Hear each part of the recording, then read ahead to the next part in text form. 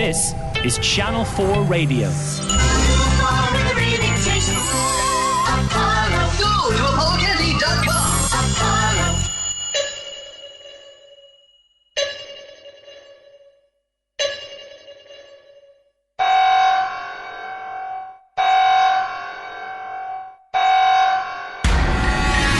Previously on Lost. 2 players, 2 sides. One is light, one is dark. Do you want to know a secret? What if everything that happened here happened for a reason? We can't live together. We're gonna die alone. I thought I heard whispering. We're not the only people on this island, and we all know it. We have only 3 choices. Run, hide, or die. Do you think we're being punished? Every 108 minutes, the button must be pushed. Guys, where are we?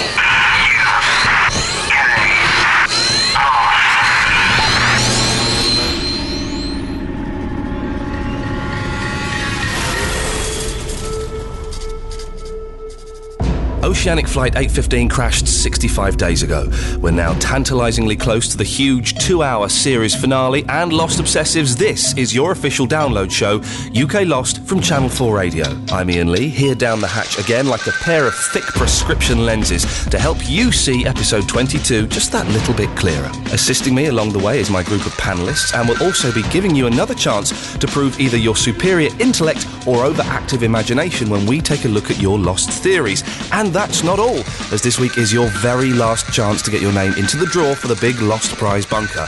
So come down into the hatch, find a comfy seat as we bring you UK Lost from Channel 4 Radio.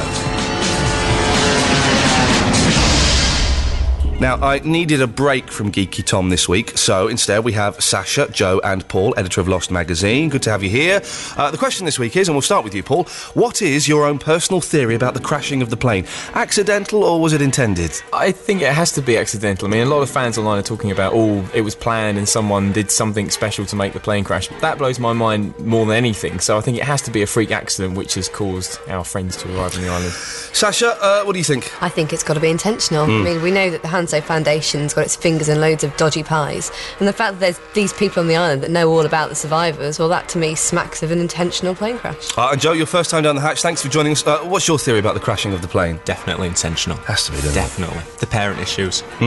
They've all been brought there. Something to do with Hanso Foundation, something to do with all the parents. Definitely intentional. I'm going to get on with you. This is going to be good. OK, it's Michael's turn for flashbacks this week, but we're not going back very far. Just 13 days, in fact, when we see him trap Jack and Locke in the armoury and head off with a gun to find Walt. He's soon captured by the others, though, and when it's dark, there's a scene we're familiar with. Mr. Friendly telling Jack and Sawyer to leave and bringing out captured Kate to make sure this happens. Our next flashback is 11 days ago, and the others have brought Michael to a camp with tents and a guarded hatch door. They take blood from Michael, and then a lady called Miss Clue appears, who wants to know if he is Walt's biological father, when Walt learned to speak, if he had any illnesses growing up, and one more slightly stranger question. Why are you asking me all these questions? Did Walt ever appear in a place he wasn't supposed to be? You say he was halfway around the world, but did you see? I want my son. You bring him to me right now. I want to see my boy. For someone who wants his son back so badly, you don't seem to know much about him, Michael. The last flashback scene is just 3 days ago and once again features Miss Clue. She tells Michael he can have Walt back if he can return Henry Gale to them and brings in Walt to prove he is still alive. The reunion is brief, but Walt manages to blurt out that they've been making him do tests and also that they're not who they say they are and are pretending. He's bundled off before we can learn more, and the increasingly demanding Miss Clue has another favour to ask Michael. I'm writing 4 names down. 4 of your friends. We need you to bring them here. You have to bring only these 4 people. Michael, just them. If you don't bring all the people on the list, you'll never see Walt again. Do you understand, Michael? The names on the list are Jack, Kate, Hurley and James Ford, who she explains is Sawyer. Michael agrees, but he also has one last demand. He wants a boat. Back to the present day, and Michael is insisting that only Jack, Sawyer, Kate and Hurley join him on the mission to get Walt back and avenge the deaths of Anna Lucia and Libby. But his task isn't going to be easy. First of all, Saeed wants to come. You're not coming, Saeed. Excuse me? Michael wants to keep it small. Me, Kate, Hurley, and him. Yeah, well, him says even though Pippi Longstocking and the damn Grape Ape are ideal candidates for the Dirty Dozen, I'm just gonna say we might want to bring the Red Beret. It's Michael's call. Michael later manages to talk Saeed out of it with some lame excuses, which understandably makes Saeed suspicious, and he confides in Jack. I think Michael has been compromised. Let's keep walking, Jack. What do you mean compromised? His actions are not those of a man who is telling the truth. Why would he lie to us? Because I believe a father would do anything for his son. Because I believe that Michael may have freed Henry. And because I believe he's leading you into a trap. You believe a lot, Saeed. We see more of Charlie again in this episode. He's found some vaccine, which he gives to Claire and the baby, and not one to be afraid of a needle, he's already tested it on himself. Later, Charlie's led by Vincent to the Virgin Mary statues in Sawyer's stash. If the dog was hoping Charlie would provide him with a quick fix, he's out of luck, as Charlie lobs all the statues into the sea. He's only interested in building the church, but it seems he'll be alone in this task now. Charlie, would you do me a favor? I was hoping you could bring my things from the beach here. What for? You moving in here? Fancy yourself a little bachelor pad? Yes. I'm moving in here. Well, what about the church? You said we're supposed to be building it together, man. I am supposed to do something different now. This episode finishes with the funerals of Anna Lucia and Libby and the spotting of something in the sea that none of them have seen for a while. A sailboat is heading towards the shore. Now, fantastic episode. We're getting near the end of the series. It's kind of just, ratcheting it up now because it's getting excellent. We see a lot of Michael in this. We find out in this episode how Michael was captured by the others. They didn't seem that surprised to see him, did they, Paul? Do you think they were waiting for him? I think that, the whole thing where Pickett is relieving himself in the bushes is definitely part of their plan. They must have been tracking him or following him around. Or it increases that theory that there are cameras of some kind or observation posts everywhere around the island. Everyone seems to be watching our survivors intently. Joe, do you think they were waiting for him? It seems a bit odd. There's one guy having a wee, then suddenly there's about 5 blokes behind him. Well, it just types on the computer, doesn't it? So we know now that there's cameras in the hatch. Yeah. Obviously, they're being watched, and they must have been waiting for him. Well, you say he types on the computer. We've always been led to believe that it's Walt that's typing the responses. How do you feel about that now? Does that change? We know he's been put in a room. They said Walt's been put in a room, but what he's been doing in there, whether he's been able to contact them or whether it's been the others, more likely to be them, I think. What do you think, Sasha? It seems unlikely now that it's Walt that's been typing the messages. I've always thought it was a bit odd that Walt would have access to a computer with no one supervising him, and frankly I thought from the first time that Michael received a message it had to be one of the others trying to set him up. So this just confirms that for me. Nice. Well, one thing about when Mr. Friendly, isn't it? He's got the spinning rocks and he throws it and he trips Michael over. That doesn't work in real life, does it? Does that really work? It's a brilliant kung fu move. We've all tried it in the playground. Yeah, we've all tried it, and it doesn't work. You end up hitting yourself in the face or something. I'm disappointed about that. We see Alex again, who I guess we have to assume is Russo's daughter. I think that's not been said definitely yet, no. But that's the implication. Well, they did that weird thing where they cut between the scenes and you didn't hear the word Alex, but then the other guy was saying Alex many times. Yeah. So we know that she's called Alex. Yeah. I guess it's safe to assume that she's Russo's daughter. She's keen to know about Claire, isn't she? Because she rescued Claire. She managed to get Claire escape, yeah. And when Michael tries to avoid capture and one of the others fires a shotgun at him, Mr. Friendly says, "What are you doing? We need him." What do they need him for? I guess that must be part of the plan, which we find out later on, where they need him to go back and garner these people to get back to their camp. But we don't know, we still don't know why. I mean, there was that opportunity they had in the middle of the season when they had them all by the line, don't cross the line. And they could have taken them then, so there must be some reason why they need them now. Maybe they need all of them. We'll get onto the list in a bit. And again, with Mr. Friendly wearing his beard, we know that's a fake beard now, don't we? There's not 2 Friendlies around. Of everyone in this is what I'm worried that's going to happen in Series 3, that everyone's going to have a bad twin and a clone, and it's going to be 2 of them. Oh, who am I? Oh, be like that thing, there'll be 2 Jacks, and go, no, don't shoot me, I'm the real Jack. No, I'm the real Jack. It'll be that kind of... Was there not a set of twins on the raft when they came and took Walt? Was there? I heard that there was. Yeah, there's a lot of discussion about they look very similar. End of season 1. Yeah, end of season 1.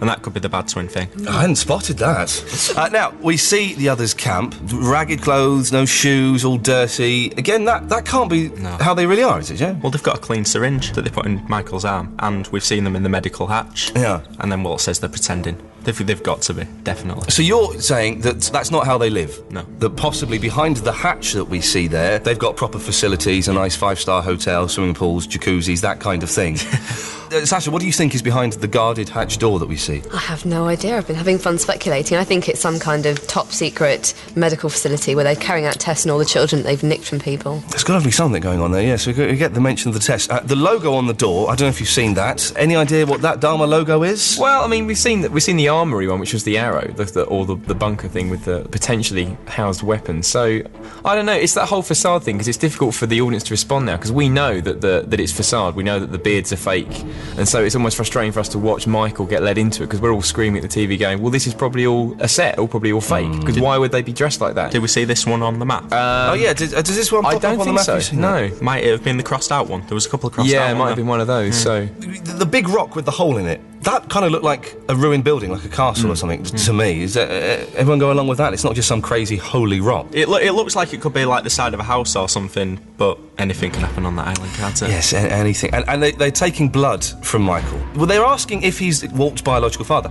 I guess it's to correlate that, is it? I think we were talking about this earlier, weren't we, with Sasha, and I think that this is definitely to do with whether he really is Walt's biological father, and I think that that's something which the show's alluded to a lot of times with the fact that there was his mum who has died, apparently, don't believe it at all, and his stepdad. There's so much going with Walt and Michael that there's so much to be that needs resolving. You don't think that Walt's mum's dead, do you? I don't think Walt's mum's dead, and I don't think Michael is Walt's biological father. You think she put it around a bit? That's one way of putting it. I think that there's. I think she's involved with Dharma. That's my latest one. Miss Clue pops up. I thought was lovely. Terrifying. Terrifying. Scary woman. Don't you find that sexy though? Oh, the whole binding against the wall thing. Steady on, for goodness sakes. We're not going there. That's where you're going with that. No, just the fact that she was quite intimidating. I thought you like that? I thought that was attractive. She asked you all the questions, doesn't she? Are you his biological father? When did he start speaking? Any illnesses? What's she asking that for, Sasha? I'm assuming she's trying to work out how much he actually knows about his so-called son. And the fact that Walt, as we've seen in flashbacks, has been, at the centre of some quite weird stuff going on, birds dropping dead. And I think she's trying to work out whether Michael knows very much about that side of Walt's nature. Did Walt ever appear in a place he wasn't supposed to be? You say he was halfway around the world. Did you see him? What's going on there? I love that, because that insinuates that she's asking whether Michael saw him appear with the whole Shannon thing with the... Because she doesn't know, they obviously, the other side of the island, they don't know that. They don't know whether Michael actually witnessed that. So maybe they're doing some super brain computer test on him. Good lad. Projected Walt across the island to see if anyone spotted him. A bit like when you get a torch and you put a bit of coloured shape on it and you project it into the sky, where they can do that. What? When you made a bat signal when you were a kid. Never made a bat signal, for goodness sakes. Miss Clue also says, for someone who wants his son back so badly, you don't seem to know much about him, Michael. The same thing that Walt's mother's lawyer says to Michael in Series 1, isn't it? Yeah. I feel a bit sorry for Michael. I know he's gone psycho and he's suddenly become evil, but he's having a bit of a hard time trying to get his son back, isn't he? I think they're trying to figure out whether Michael knows that he's not his dad, because I think they do. I think they know this, and they're making sure with the blood test. And my theory is that Walt doesn't have a father, and it's the immaculately conceived thing. Oh, nice. Series 1. They said it to Locke, and then later in the episode it was like, no, your mum's crazy. You're not really immaculately conceived. But why bring it up so Well, in that case, on? I'd take that a step further, that the 4 people on the list, they're immaculately conceived as well. That they're the original experiments from, 35 years ago, whatever. And Walt is kind of the second generation of child experiments. I like that a lot. Yeah, that's cool. That's good, isn't it? Yeah. That's different. And they've all got daddy issues, so that ties Just in come up with with that. That's good, isn't it? Who is Miss Clue? That's the thing. She's this mysterious kind of headmistress vibe I get off her. Again, it's... Yeah, who is she? Any ideas? Well, why present herself as that? Why say, hi, Miss Clue, unless that was... She's leaking a bit of information to Michael that she wants him to think. It's all facade. I'm so paranoid about the others now. I don't trust anyone. She can't be the leader of the others. Nah. She can't be, because we've had the great man, so it can't be. Unless I don't the think great man's Hanso or Well, I don't think she's the leader, but I reckon she's got to be in charge of the kids. Again, headmistress, nanny type role. Anyway, we'll talk more about the show in a second. It's competition time, and it's your very last chance to get your name into the draw for the big Lost Prize bunker. You could then be the envy of your friends as you strut about town in your signed Lost hoodie, with your signed cast photo in one hand and your signed copy of Bad Twin in the other. And you need never spend another penny on the official Lost magazine again, as we've also thrown in a year's subscription to this excellent publication. Here is this week's question.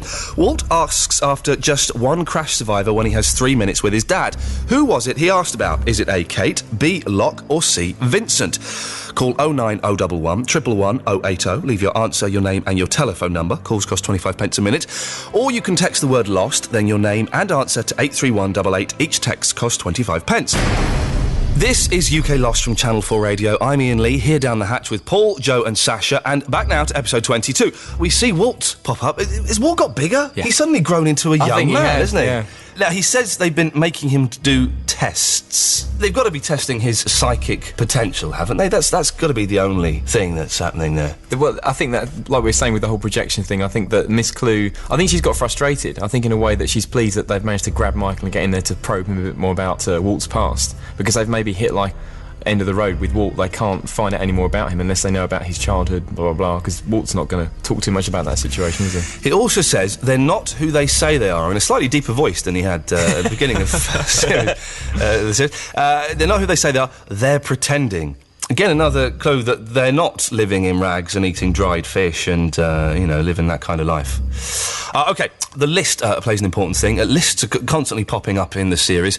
Why Jack, Kate, Sawyer and Hurley? Anyone? Well, this is the thing. Damien Lindelof did say recently in the mag that, because we posed that question to him about why not earlier on, there was an opportunity to grab them all, and he said that there is an explanation for that will be coming up in season 3, and a very specific reason as to why, at this point, they need to get that list, need to get that group of people. So we've got to hang on for that one. One of the sounds of it. The common themes is they've all had hallucinations on the island. Very true. Jack saw his dad, Kate saw a horse, Sawyer saw a horse and a boar, and Hurley saw Dave. Maybe they're infected. Oh, yeah, OK. Yeah, we'll talk about the infection and the vaccination in a minute. What do you think they're going to do with them? Are they going to run them up to the super brain computer? Are they going to connect them and do something with them? Well, Hurley's got the numbers thing, so I imagine they'd want to find out more about that and find out whether it relates to the Valenzetti equation. Kate's Kate, a bit of a loose cannon, and Jack's a doctor, so perhaps they need another doctor on board. Why do you want Sawyer? Because he gets on my nerves. Maybe they need to learn how to be quippy and fast and witty. And now, they know Sawyer as James Ford. Would his name have been on the flight as James Ford? How was he travelling? Do we know what name? Yeah, because it was on the manifest. On the manifest, saw it, didn't it? Of course. Now, Charlie pops up again in this episode. I'd forgotten all about Charlie. I'd kind of hoped... He's so annoying, isn't he? Isn't he? And he's so smug. The bit where Echo asks Charlie to go and get his stuff. He's like, go and get yourself, innit? Yeah, go and get someone else. I'm not doing it. You can get lost. Well, you want to slap him, don't you? And then he's trying... So, on the one hand, he's being an idiot like that, and then he's trying to get back in with the annoying Aussie girl, and it's just, make your mind up. But is he getting back in with that? Do we think that... They held her hand. Is that working? Yeah. They hold hands during the funeral. Aww. Not really an appropriate time to cop off. I don't know if you've ever tried it. It doesn't go down well at all. It's very inappropriate. He tries the vaccine on himself. Obviously, again, as we mentioned, he's experimented with needles in the past. Do you think that that's going to become relevant at some point, that he's had the vaccine? I guess so. Or has he? Is he just trying to do the big I am? Yeah, I tried it. It's fine. Please love me. It seems odd, doesn't it? I don't know if you agree, Joe, that they've got a vaccine and he just says, I'll go and give this to the baby. It doesn't pass it by the doctor, doesn't run it by anybody. He says, go and inject this. It fell out of a plane. Inject it into your baby. That seems an odd thing to do, doesn't it? He's just weird, isn't he? Throws away the statues as he's being watched by Locke, so hopefully that's the end of his... everyone's just... I just detect... Sasha, would you agree that we're all getting a little bit bored of Charlie? On-off heroin addiction, yeah, I think we're completely sick to death of it now, you know. Either overdose or stop altogether. Locke's leg heals very quickly again. How long ago did he get injured? A few days, maybe? About 3 or 4 days, isn't it? But I love the way that when Charlie's chucking the statues in the sea and Locke looks around, you expect old Locke, to give a little wink, like a fatherly wink, and go, "Aw, good lad, well done, son." But he looks over just like, whatever. Locke's totally focused on something else at the moment. I'm very curious to know what that is. We've got 2 episodes left in the series. Locke's been very quiet and very placid. I think he's going to go mental. Oh, I want to see that. I want to see that. Now he can walk, and now he's had time to think, well, hang on, the last month on this island pushing this button, or however long, has been a waste of time, which it is in his mind. he's going to go potty, isn't he? Yeah, but now Echo's there. There's going to be a head-to-head, isn't there? There's it's a two-man affair. Who's going to win that one? Echo, Man Mountain, or Illock? Echo knocked him out, didn't he, the other week? One of the things that I dislike about Lost, that annoys me, is that no one talks to each other. Why haven't Locke and Echo told anyone else about the Pearl Hatch, Joe? Surely that's the first thing you do. Yeah, you would, wouldn't you? Well, but Locke's got this thing with Jack, hasn't he? I've got to know what you don't know. And I think it's because knowledge is power on the island. So if you know a secret, you're not going to share it with other people unless you can get something in return. And someone like Echo sees it as like his destiny, or like sent from above, a message from above as to why he's been sent to the Pearl Station. So I think he doesn't talk unless he has to. Yeah, very true. With the muddy shoes, great line. Did anyone get when Michael and Echo are having a little chat about Dog being killed? Oh, I love that scene. Oh, it's awesome. Really, it's good. great, isn't it? Yeah. I took my shoes off. That's brilliant. I thought it seemed that Echo knows that Michael killed Anna Lucia and Libby. Oh, completely. Yeah. Does that come across? No. Yeah. Oh, hang on. We have a difference of opinion. No, I don't think he knows. I think he's just telling him, one of his little fables, and I think he possibly suspects that Michael's not quite as innocent as he seems, but I don't think he knows that he killed him, otherwise he'd do something about it. But he's a man of... fables, by their very different definition, have a moral. So why would you just go in and tell a quite boring story about a kid killing a dog? He's a priest. He's always going about boring fables. I suspect that when he's telling... I don't know if you agree with me, Paul. When he's telling one of these fables, he knows. Oh, completely. It's the whole very slowly squeezing out the blood into the bucket and looking at me going, the dog will get him in hell and stuff. And he knows. He's basically trying to get a rise out of Michael or see something in Michael's face. But again, as a priest, he's gone past his days of beating people up with his Jesus stick. So I think he's now planting the moral issue in Michael's head to see what he does with it. Try to help Michael find redemption. Because it's like, if you're sorry for what you've done and it's not that you're scared of what's going to happen to you, then you'll be all right. Yeah. Oh, Echo. We love him. A brilliant ending to the show. It all gets a little bit sad, a little bit maudlin, then the beautiful sun. And boat pops up on the horizon. What a fantastic ending. Just sets it up for the last two episodes. Any ideas who, what is going to be in the boat? Is anyone going to be in the boat? You don't see anyone on deck, do you? I don't think. I had a good look and I couldn't see anyone captaining, piloting. What do you do to a ship? Driving it? No. I didn't see anyone driving the boat. Sail the boat. Yes, that's the word I'm looking for. Any ideas, Joe, who you think is going to be... Are they going to be rescued? No. They can't be rescued at the end of season 2, can they? Oh, Sasha, do you think it's someone else who's just crashing onto the island? I wonder if it's not the others sending the boat that Michael's asked for. I don't know why they'd make it visible to the rest of them, but he asked for a boat. Maybe that's his signal from them that they're sending a boat, so he's got to deliver the 4 to them. But the boat the others had was that rubbish little putt-putt boat. Yeah. That's quite a swish. I guess you'd call it a yacht. Yeah. Is it a yacht?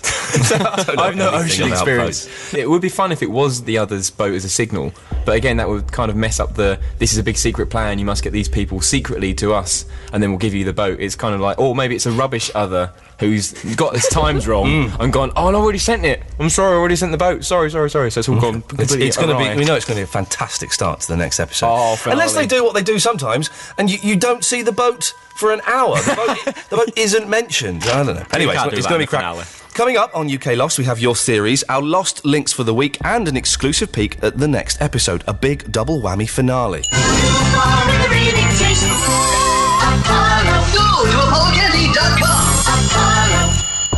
I'm Ian Lee. This is UK Lost from Channel 4 Radio, the official download show for fans of Lost. Now, at my last count, there were 1 trillion sites dedicated to Lost on the internet. And so you don't have to waste your time wading through them all. Here are my 3 recommended Lost links for this week. First off, a lot of the theories we've been getting have started to mention the Valenzetti equation. If you've still got no idea what this is, swat up at valenzettiequation.com.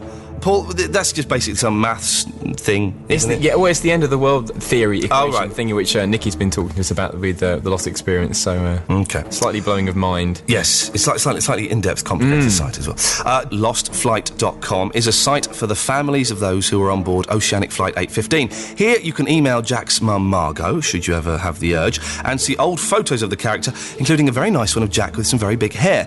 You're also urged to visit the gift shop to help keep the site going and can buy an extraordinary array of stuff, all with Hurley's lottery numbers on. So if you've always wanted a sweatshirt, thong, clock, baby grow and greetings card with the numbers on, look no further. Now, loads of these sites, there are official sites, there are unofficial sites. I suspect, Joe, this one might be unofficial. We had a glimpse at it. Were you impressed by it? The font was a bit poor. Well, a song with the numbers on, and I don't quite know why they're in that strange colour. And finally, if you've ever tried to imagine the Lost cast singing Bohemian Rhapsody, and who hasn't, then you need imagine no more. Just go to albinoblacksheep.com/flash/lost. And thank you to Butterhook for drawing my attention to this one. I think it's Weird Al Yankovic doing the song. Do you remember him from the 80s? Oh, he was brilliant, yeah, with the Eat It. Eat It, that was it, wasn't it? Yes, his version of Michael Jackson. It's a bit of fun. You're listening to UK Lost from Channel 4 Radio, and we will now bravely take a look at some of the theories that you've been sending in. We'll give them marks out of 10 at the end. I haven't read these, as I like to read them with you guys. The first theory, Theory 1, the Atlantis Theory by Dharma 108.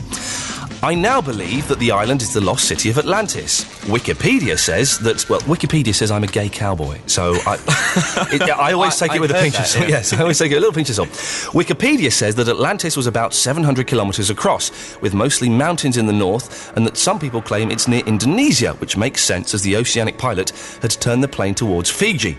The highly advanced city of Atlantis was split in half because of an earthquake. One half remained on top of the sea, while its bad twin, the research section, went below the sea.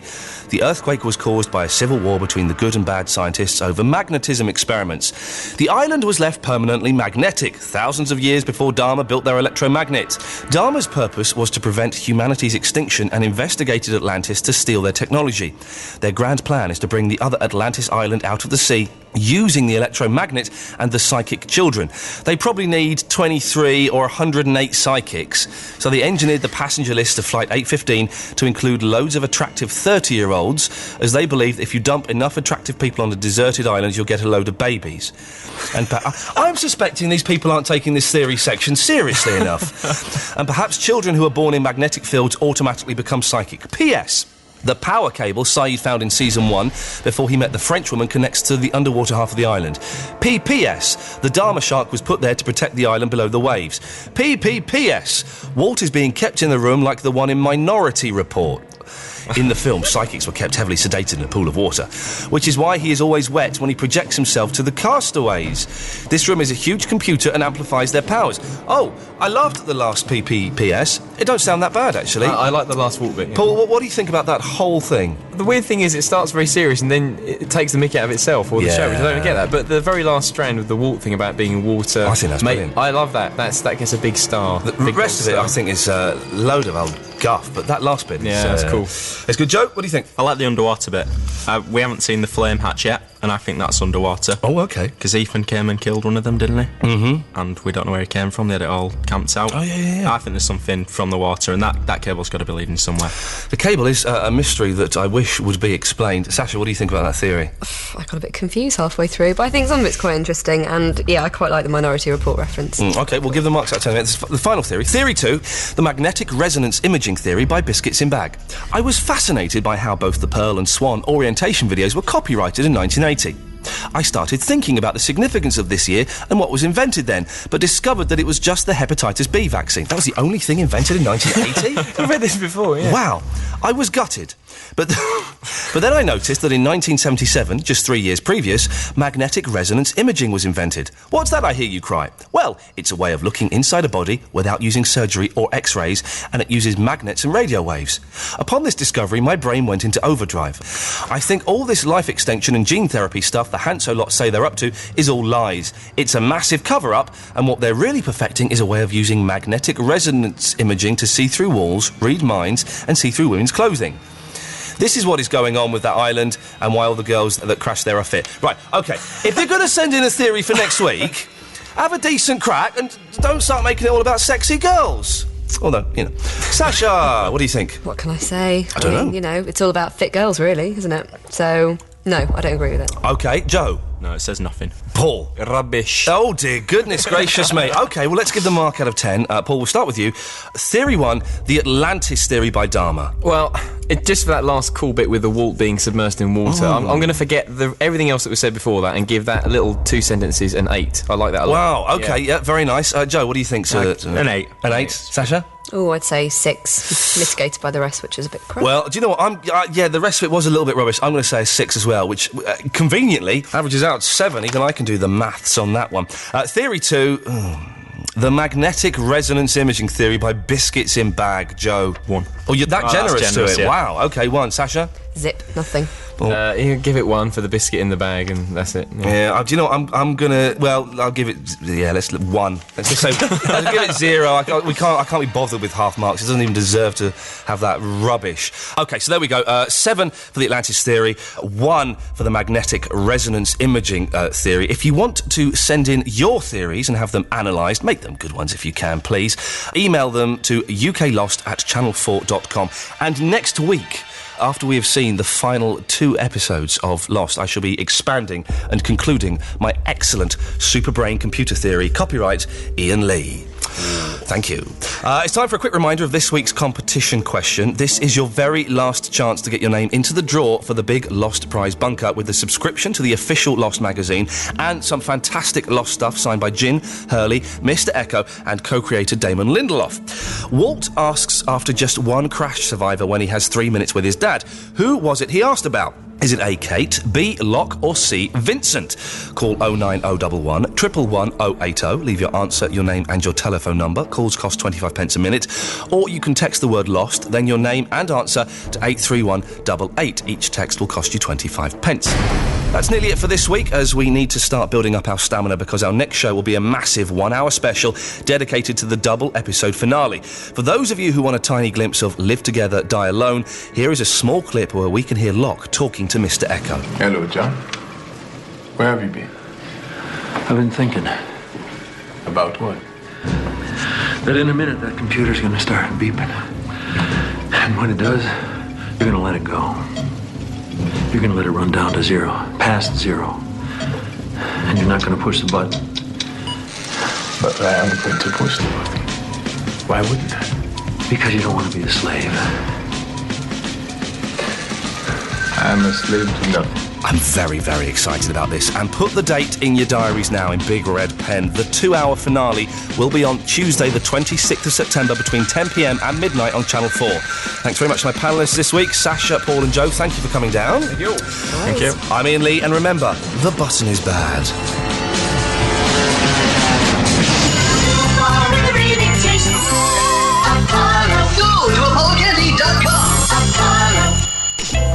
You've been listening to a download from Channel 4. To find more downloads like this, go to channel4radio.com.